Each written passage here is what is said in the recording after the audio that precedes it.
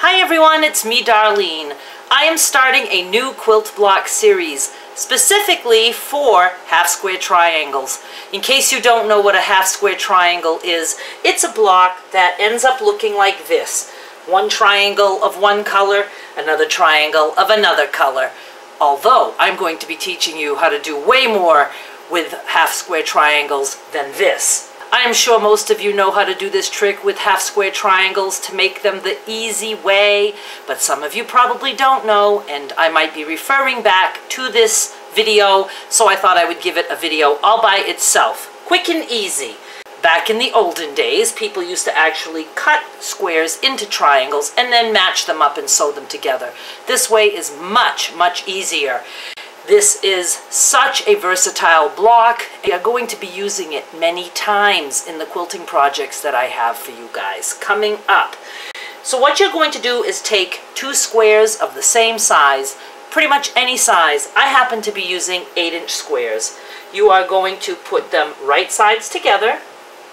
Get yourself a ruler. I have my handy dandy ruler with my shower bar suction cup thingy. And you're just going to put it corner to corner, again, as best as you can. You're just going to draw a line with anything, a pen, a pencil. The line does not matter because we will be cutting on that line.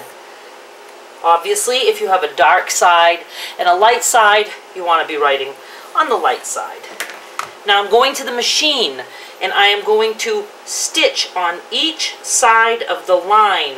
I'm going to have my little foot against the line. That's going to keep me on the straight and narrow. I will take you to the sewing machine and show you what I mean. I don't know if you can see the line. I do believe you can.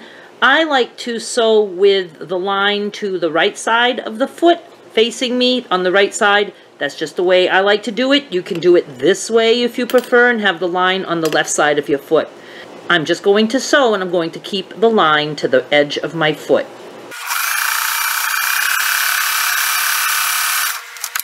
And I wobbled a little bit, and that's okay. Just a little bit. Tiny, tiny little bit. I don't think it would be even showing. Okay, I'm going to go to the other side and do the same thing.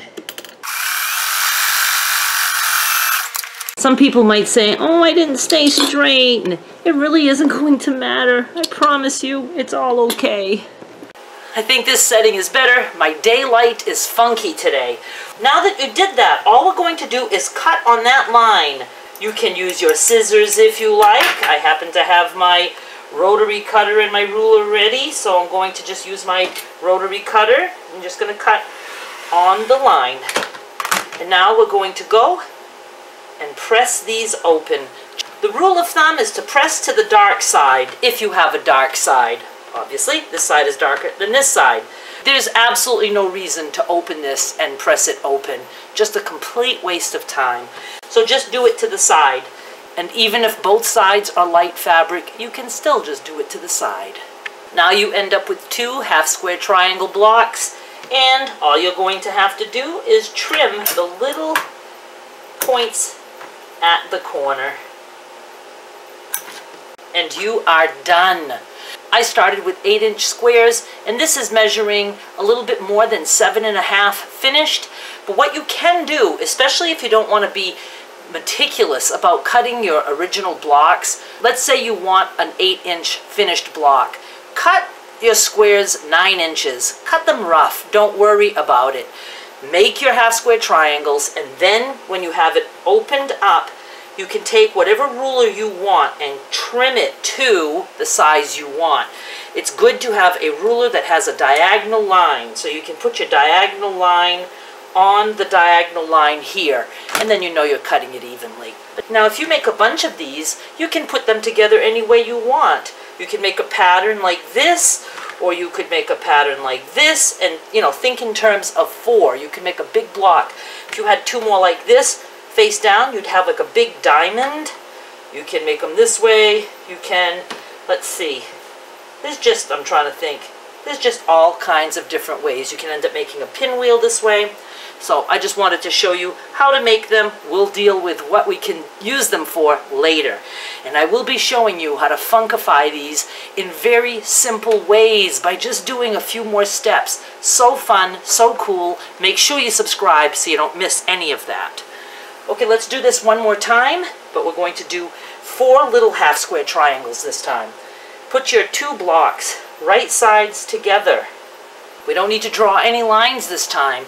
We're just going to go and sew around the entire block with about 1/4 inch seam allowance. Again, just use your foot as your guide. You'll notice I don't pin my fabric. This is not slippery. It's not like going to slide all over the place, but do use pins if that makes you happy. I don't like pins. It takes extra time, and I tend to injure myself. So here we go. We're just going to put the foot down. I'm going to keep my foot at the edge, and we're sewing all the way around. When you get to the corner, you can stop and put the needle in and pivot, or you can go right off the edge. I'll show you going right off the edge. Okay? Then you would just take your fabric. I think that's a little bit more time consuming. Get the thread out of the way and then start again. This time I'm going to pivot. So I'm just going to go to where I think is the right spot, which, let's say right there. Gonna turn. Perfect. I'm right on the edge.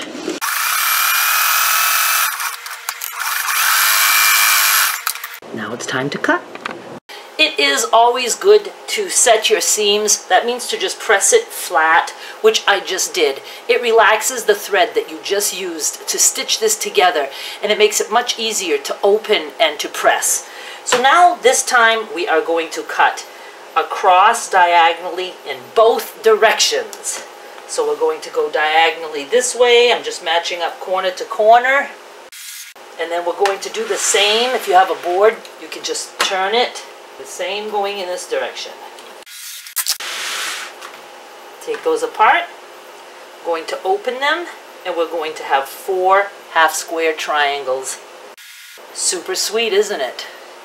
Now, one way to press without turning my camera around is you can just go to the ironing board. You want to press to the dark side, so you put your dark side on top. I've already set this. I'm going to just flip it over and take my iron and press in that direction. Easy as that. I'm going to trim and trim. Let me finish the others and I'll show you what we can do. I started out with 8-inch squares, and my little blocks are approximately 5 inches square. Isn't that cute? Do love.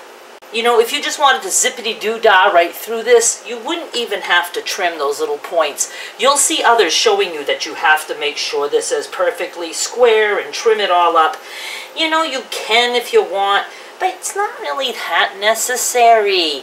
You don't have to have finished quilting products that are so perfect that you're able to, you know, look at them with a magnifying glass and not see a mistake. That's not what we're about. If you're making a quilt, you want it to be snuggled and cuddled and warm. That's what you want. Little crooked things don't matter. Okay, so here's the different things you can do. If you make yourself a bunch of these, like I said, you can do it like this, or you can, you know, turn and make arrows pointing that way. You could also make the arrows pointing the other way. You can make your diamonds that we mentioned.